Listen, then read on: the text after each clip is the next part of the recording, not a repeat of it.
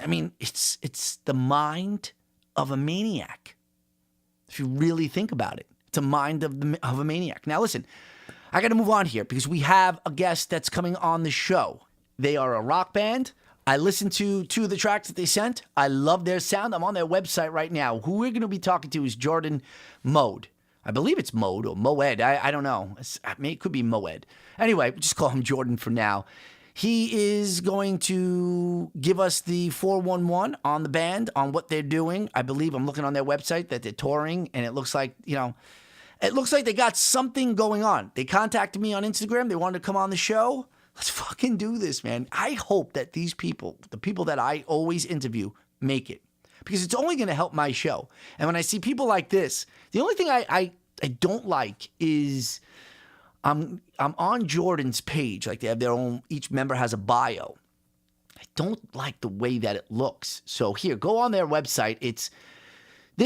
What is it here? It's www.jordanmoed, MOED.com is the site that this took me to. I can't tell his name. It doesn't blend right. The red on the background. But anyway, maybe I'll talk to him about it. Maybe I won't. I want to help people. I think that this is an injustice here. But I love the background photography that he has. I just think his name gets lost in it. Anyway, let's give him a call. Jordan. Oh, God. Here we go. 609 area code. That's Jersey. I would never, I never thought I'd ever be in a band for a second. I mean, it's got to be the best thing ever, right? To be in a band, you guys all jamming together, doing your thing. But, never. Hello? Jordan, it's Joe from the Joe Cozzo Show. Hey, Joe. How you doing? What's going on, brother? A whole lot of nothing. How about yourself? I'm hanging in there. I'm talking to Jordan from Suspicious Minds, the band.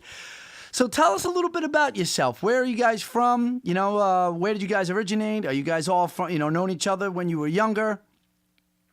Sure, yeah. No, our story is really kind of unique. So basically the idea of this band started about 3 years ago in an original formation in Freehold, New Jersey, and we were under a different name. It was me and lead vocalist Francis James. And basically we spent like the last 3 or 4 years kind of working on a blueprint to make the most successful band we possibly can out of what we were doing. Through that time, we ran through a lot of band members and just people who just really weren't committed.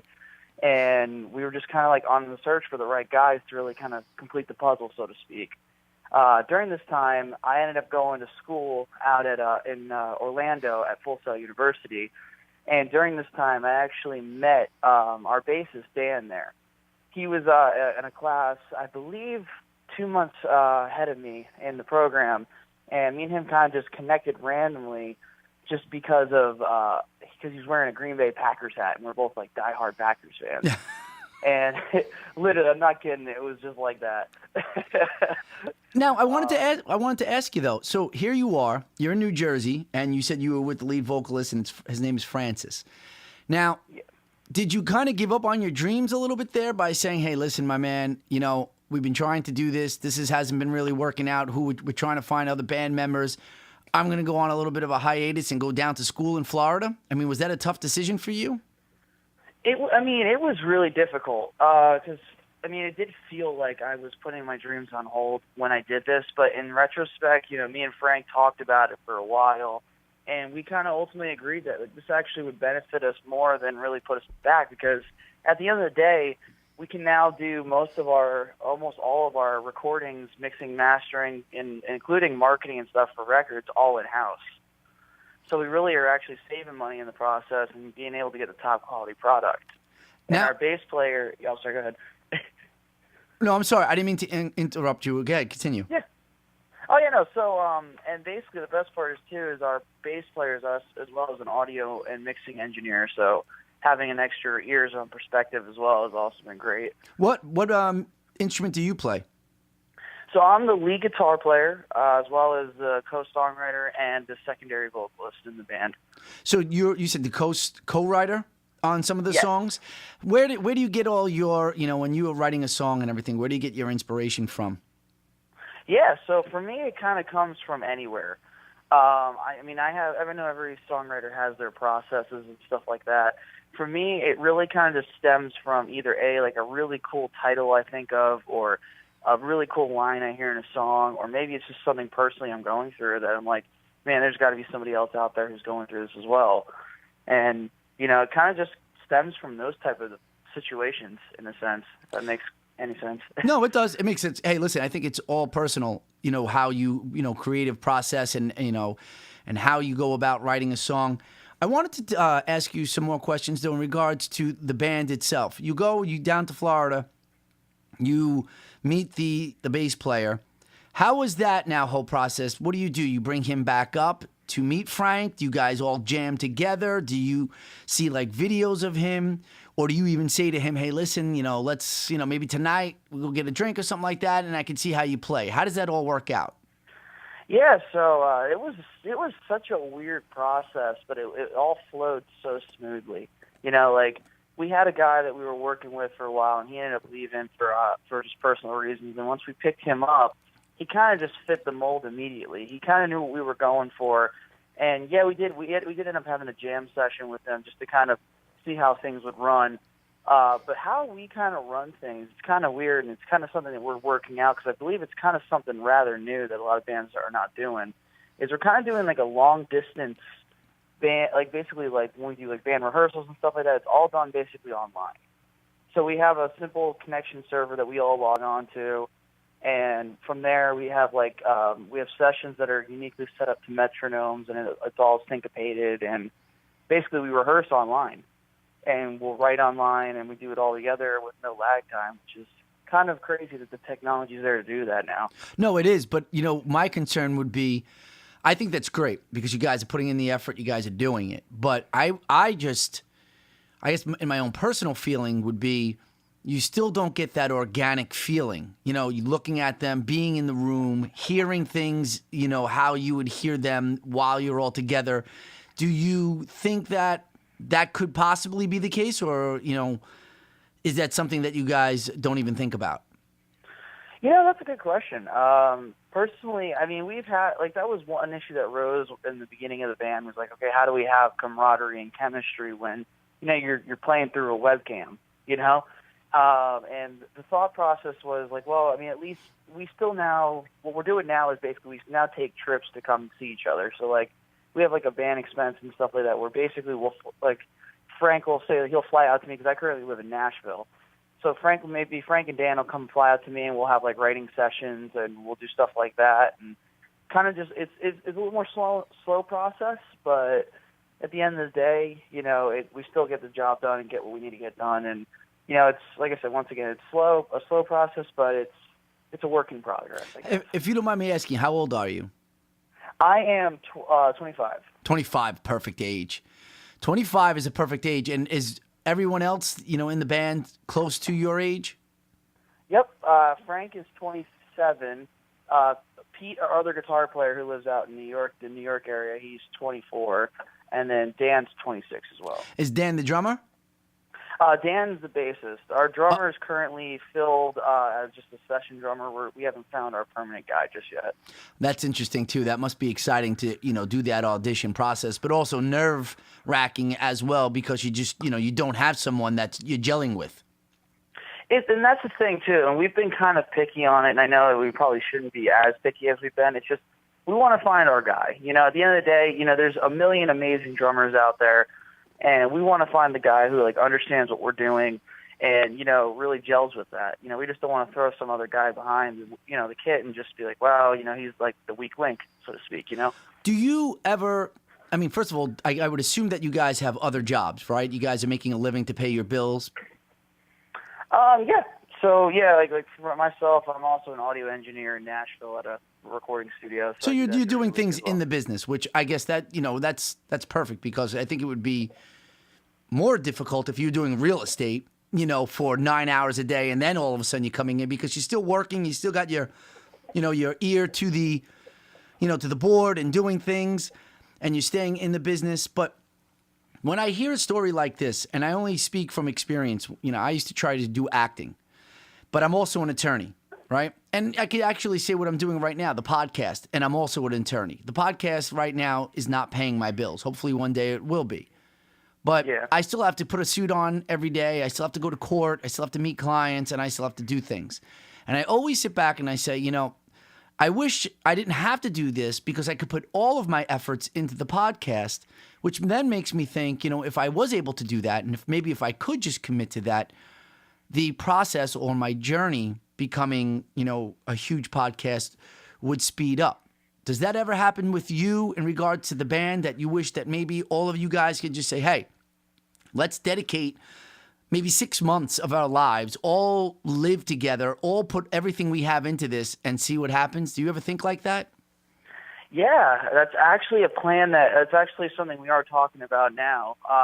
It's at that point where we're kind of going through the details of that. Like right now, I know we're talking about having the other guys kind of perhaps even move out to the Nashville area or even up towards Frank in the New York area. And personally, I mean, like, that is kind of the goal because, it does suck because, like you said, like, you'd love to devote 100% of your time to what you love doing. And, life decides that you're only allowed to have it 30% of the time or whatever it is. But for me, I think what ultimately keeps me going is going, okay, well, one day I won't have to do this anymore.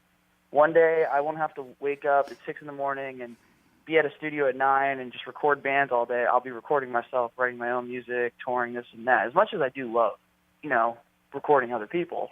No, yeah, just, no. yeah. I know exactly what you're talking about. But then what happens is, and it happened with me, life gets in the way. And then other things start happening and everybody else's lives start getting in the way. Next thing you know, maybe someone has a kid and now it's even more difficult for them to leave because of the kid being there. It's just, I think you guys, from what it sounds like, you guys all have this one common goal. And, you sent me a couple of your songs, which I want to play in a few here.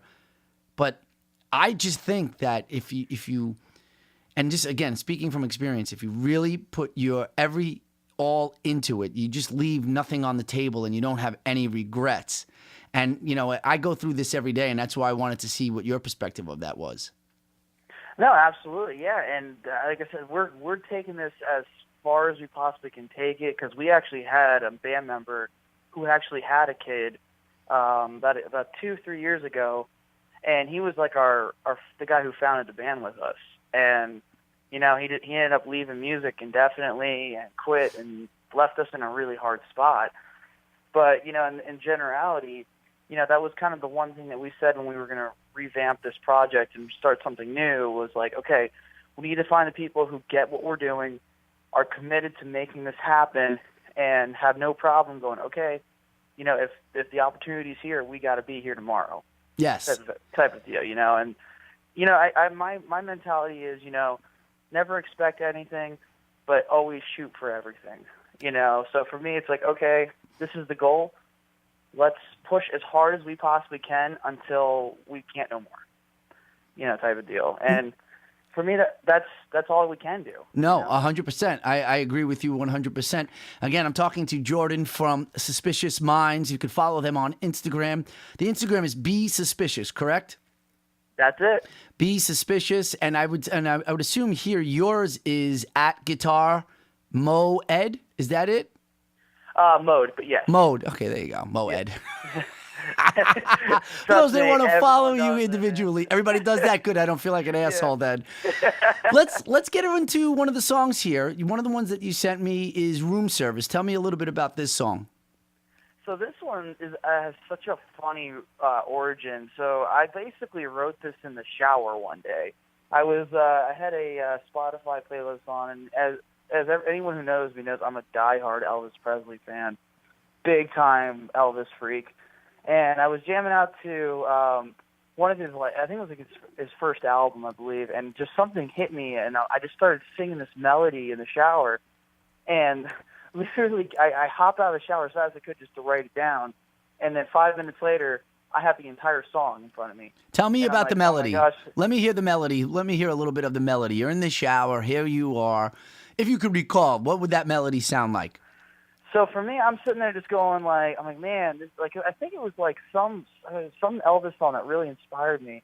And I'm sitting here going like, man, I love how those drums kind of hit like that. And I'm like, da da da da, and then all of a sudden, 2 seconds later, I'm like, room 609. Like, I don't know where these lines are coming from.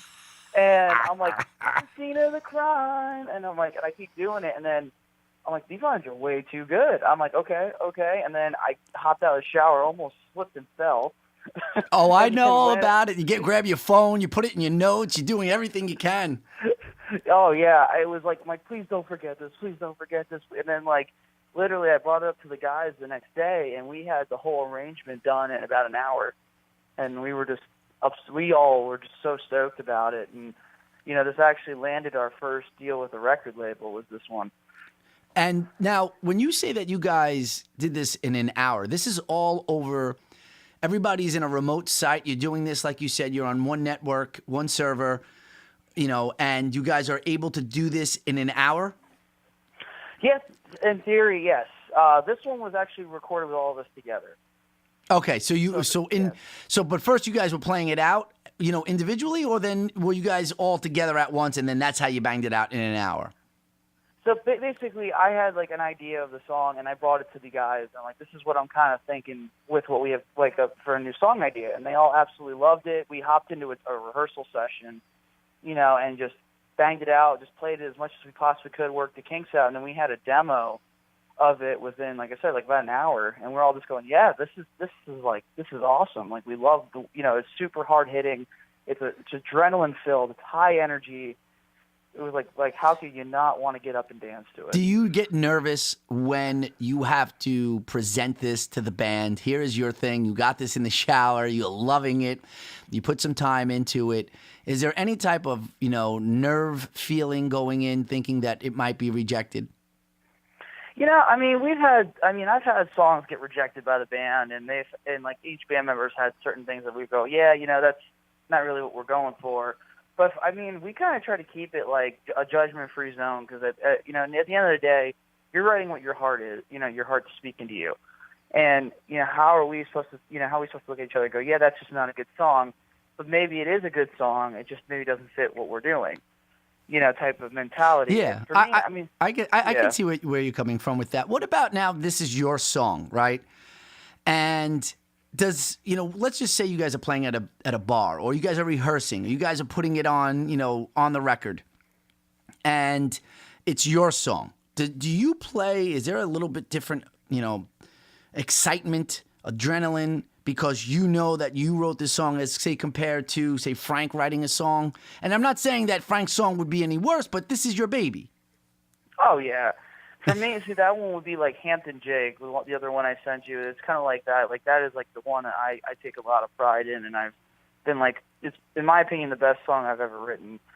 And, every time we go out and play it, I kind of get this, like, for me, being on stage is my home. Like, that's where I'm the most happiest. It's where I feel like I'm the most me, and I get to, like, just, do me. Yeah, no. And when we do Hampton Jake, or we do Room Service, or say we do like a ballad that we have, or anything in general, I'm just always amped, no matter what. Yeah, I could imagine being in a band. Excited. Just being in a band in itself is something like, it's people dream of stuff like this. Oh yeah. All right. I've dreamed since I was 8. I could imagine. All right, listen, let's get right into this song here. Again, this is Room Service, and it is by Suspicious Minds. Here we go. Hello, front desk.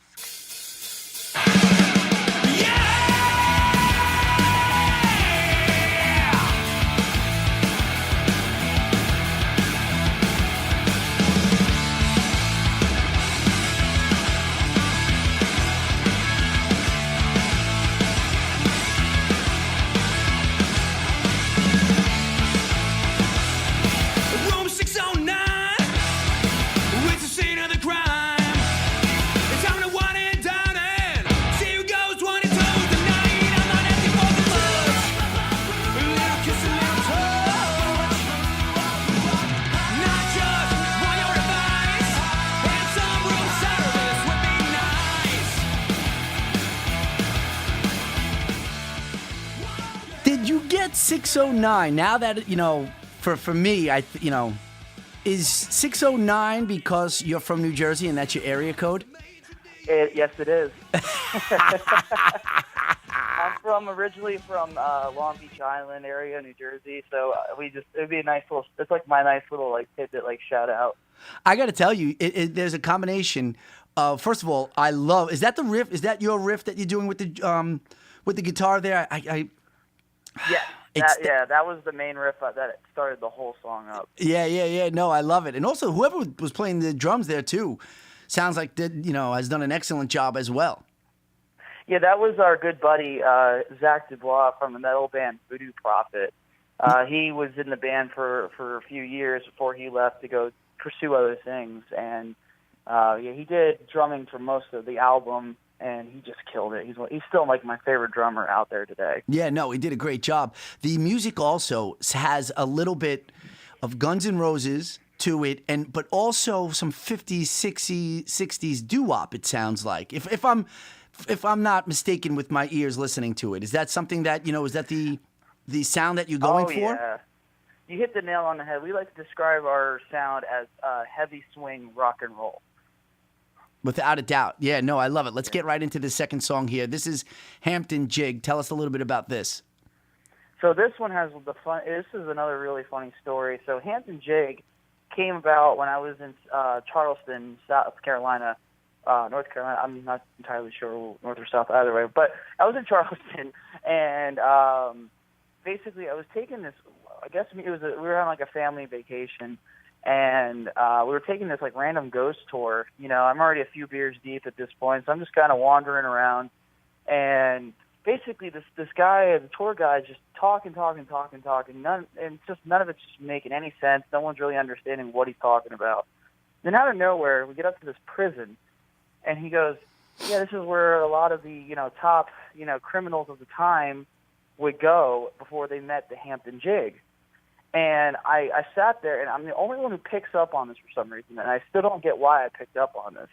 So I happened to go, and I'm like, yo, what's the Hampton Jig? And basically, he was like, oh, yeah, it's just a southern slang term for the movements that your body does when you get hung. And I was like, you got to be kidding me, really? So I went and researched it, and I was like, "Wow, no kidding! This is a real thing." So how do we turn that? How did I turn that into a song and not make it morbid? Is the real funny part. So basically, I'm like, I don't know, for some reason I was fascinated by this title, and no matter what, I couldn't get it out of my head. And when I got back home, like 3 or 4 days later, I was sitting there and I was just looking at the paper, and I had the title. I'm like, I could turn this into something. I know I can. And then out of nowhere, something just hit me. I don't remember what it was or how it happened. Something just hit me, and I just started writing. And basically, the song came about just being about, just the reality of what life is like in today's world. How people are so glued to their smartphones. People just, define their lives based off of Instagram profiles, and it's all about who you are on there and not who you are in real life. And basically that's what I wrote about, like just the reality of this world basically killing themselves. Not really killing themselves, but in a sense killing the morality of life in a sense. Well, almost as if, life, what it used to be, is being sold off. I guess you could say 15, 20 years ago, there wasn't so much as instant gratification that you have now with Instagram, with Facebook, with Snapchat and stuff like that, almost as if that life is dead. Yeah, I agree. And for me, it's just it's so weird because sometimes what I love to do is I'd sit down and look around and people watch, and the amount of people that just sit on their phones for the time that you start watching them from the time they leave, they don't pick their head up. I'm like you could literally have an alien invasion happen, and I think people would still be sitting on Facebook watching the live stream. There's a lot of pros and cons to that, though, and I want to ask you about that because here you are, you're 25 years old, I'm 45 years old. So when I was starting, like I said, I was doing acting, or even if I was 25 years old doing podcasting right now, I sit and I think to myself, would it be easier for me to get noticed and be able to do things if there was not social media? Because I would feel like there's less competition because now everyone is able to get their music out there. However, if you do it right, I don't know if you listen to any motivational people, this guy named Gary V, and he's he's all over Instagram, and what he does is he talks about amping up your Instagram game to get your brand out there. And being 25 years old, and you just made that statement about everybody's glued to their phone, but don't you think that in today's age, it's actually an advantage for you that you're able to get this out there, you're able to get your name out there, and you could do so all with just that cell phone in your hand? I think, you hit the nail on the head. I think social media in general is a blessing and a curse.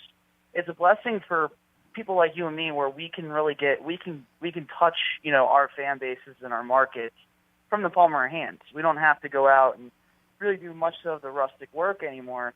But at the end of the day, I feel like we also can't all rely on just social media, because at the end of the day, people still love doing the face-to-face stuff, and people still want to see you, they want to understand you, and I mean, like I said, for us coming out, we've been strictly a online presence band, because we've been so busy working on this record, which comes out next week, and then we're touring. We're doing our first tour of the summer. It's like, you almost do have to rely on social media to kind of get your name out there, which, like I said, is a great thing. But at the same time, I feel like as well, it can also be withered away and gone by the press of a button. Yeah, no, absolutely. And that album that you're talking about, what's the name of that album?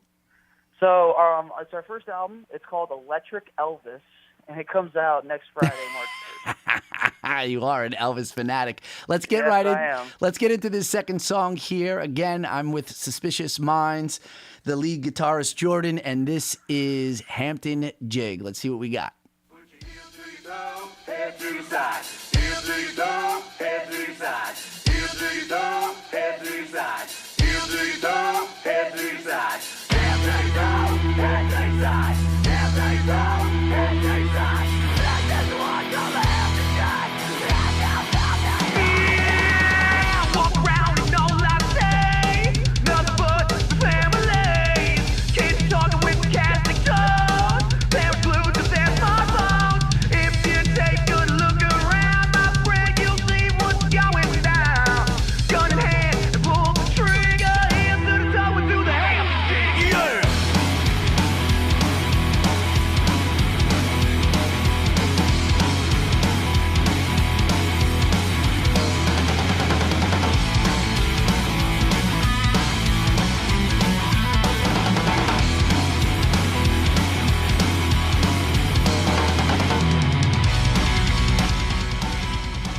I got to tell you, and I'm gonna be truthful with you. You guys got a great sound. The only thing that makes me nervous because it's great. If you guys were in the '90s, I think you guys would blow up. Are you a little nervous that this type of rock, and you guys have a unique rock because you have that doo-wop in the background, but do you get a little nervous about playing on the radio play at all, because you don't really see rock bands anymore? Yeah, I mean, I get that, and I appreciate that, man. Thank you for the awesome comments. For me, I don't get worried, just because I know for the fact that, at the end of the day, we're going to draw people who like what we do, and believe it or not, it hasn't been much of an issue for us getting radio play, which is really surprising.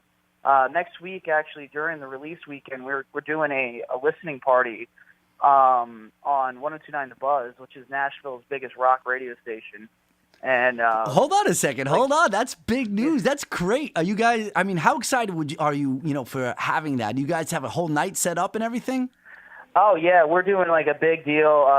It was such a weird run in how I met the DJ, but basically he was so amped about getting us in and interviewing us and getting the record play on the air and stuff like that. And we're like, yeah, we got to do it. And basically, like I said, it was that whole mentality of, hey guys, can you guys be here in Nashville next week? Get a flight. Can you? That's more like a demand. That is a demand. You guys better get here to Nashville on a flight, because this is the jump off. This is things like this that makes it happen like that. And you guys, and listen, by no means am I saying that I don't think something like that could happen, but you turn on today's hits, right? you don't really hear that rock kind of music like you did, say, in the 90s with Pearl Jam, with Guns N' Roses, with Nirvana. But I do like the twist that you have, because you do have this unique sound, even though here come the drums and here comes the heavy, riff with the guitar. Then all of a sudden you guys mix it up and you hear that little doo-wop in the background, which I love. I agree. Yeah, and for me, I've always said, I've been screaming about this lately. Oh, I feel like a broken record, but I really feel like it's time that rock and roll really gets its next renaissance era. I feel like everyone's been so glued to the classic rock of, yesteryear, which is awesome. I'm a huge, big-time classic rock fan. But, at the end of the day, these guys are getting older. They're not getting any younger, and I just feel like there has been a lack of support for the new guys coming up. A lot of people sit here and say, well, it's not like it was made like it used to be. I'm like, yeah, but at the end of the day, we're not getting paid like we used to be either. And not only that, though, how many times can I listen to the same old tracks, the same old bands over and over and over again without any new material? And here you guys come, like you just said. And I think that that statement that you said, the next renaissance for rock bands, I think it is now. I think you guys are peaking right at the right time. And, I love everything that you guys are doing. I could hear just by you talking that this is your passion and this is exactly what you want to do. You wake up, you think about the band, you get the band together, you're out there, you're hustling, you're doing your thing, you're on social media, which I want to ask you, isn't it like a second job? Having to put everything out there, having to do everything. It's crazy, right? Oh, my gosh. Some of our conversations are hilarious because I basically run and manage most of our social media almost indefinitely now. And I'm always screaming to the guys. I'm like, oh, my gosh, I spend 3 hours a day, 4 hours a day on social media. And this, and this. And they're like, well, we'll help you. And I'm like, no, I got to do it. Yeah, I got it. Because if I let you do it, it's not going to be right. I need the right hashtags. I have to have the right this and the right that. I didn't take a look too much on your Instagram, but do you guys do anything? And I feel like if I was an artist, I would be able to, I would love to do this, is play maybe 30-second, or I think Instagram has up to a minute videos on, and just do little clips of you guys jamming and you guys rehearsing and stuff like that. Do you guys do things like that on social media? Oh yeah, when we're together, we try to make social media events out as much as possible, because at the end of the day, we know our time is limited sometimes with things, so it's okay, get as much pictures and videos as we can, and we can just post them and boost them over time. And it really has worked. In the beginning it was a little rough because we had a couple guys who weren't so keen on the whole social media thing. But now when the train's rolling, it's just okay, here's a new photo, here's this or that, here's a new video, here's me jamming out, here's us jamming out last night. And it's just become a group effort, and it's really cool. It almost doesn't feel like work anymore because, they make it so easy, which is ultimately what you want in a band. Tell me about the touring. Is that something that you're really excited about? Is that something that I don't know if I would get nervous. I don't know how I would be, because being in a band was never a reality for me. It was always just, dreams, and, imagine if I was this, and imagine if I was that. But then touring is like a whole different animal, and is that something that you guys are looking forward to do? And, where is your first stop? So yeah, no. Honestly, touring is really the reason why I got into music, besides for the love of writing music. I love performing, and we're all I can talk for the whole band. We're all super excited to hit the road and finally get out there and start really grinding this out. For us, we're not worried about okay, this is the road. Good luck. We're no, we see the road as the starting line. Get us we're almost get us to that line, and we will take it as far as we can go. Yeah. We just recently signed a deal with Third Eye Booking Agency, and they're currently booking our first tour right now. There's no dates in line, but I can tell you this, and it's probably all I can tell at the moment, just because I don't know much more on the information. But I know we're looking to do. It's going to be in July of this year, and we're starting out, I believe, in New York City and working all the way down to Florida. Oh, listen, when you're in New York City, you definitely hit me up. I'll definitely, with my girlfriend, come see you. We would love, this is the juice right here. Seeing you guys doing something. I love the sound. I love everything that you have going on. And again, we're with Suspicious Minds, the band. I'm talking right now to Jordan. He is the lead guitar, and you can follow him on Instagram at Guitar Moed, and that is Moed. And you can follow them on Instagram. It's Be Suspicious. Jordan, listen, I love having you on. I love everything that you guys got going on. When that album drops, I would love for you to come back on and we'll promote it again. That would be awesome, man. Thank you for your time. I absolutely love the show too, man. And definitely come on out. We'll buy you a ticket. We'll buy you guys drinks or whatever. Absolutely. I'd love to come and support you guys. I'll talk to you soon. Thank you so much. Sounds like a plan. Yeah, thank you again for your time. You got it. Take care, brother. All right, peace. Yo, this DJ Fink, and when I'm not on the 1 and 2s, I'm listening to the Joe Cozzo Show. All right, so that's my man, Jordan Moed. Jordan Moed from the band Suspicious Minds. Again, their website is besuspicious.net. I wanted to ask them, and I forgot, if they were mad that they couldn't get the .com.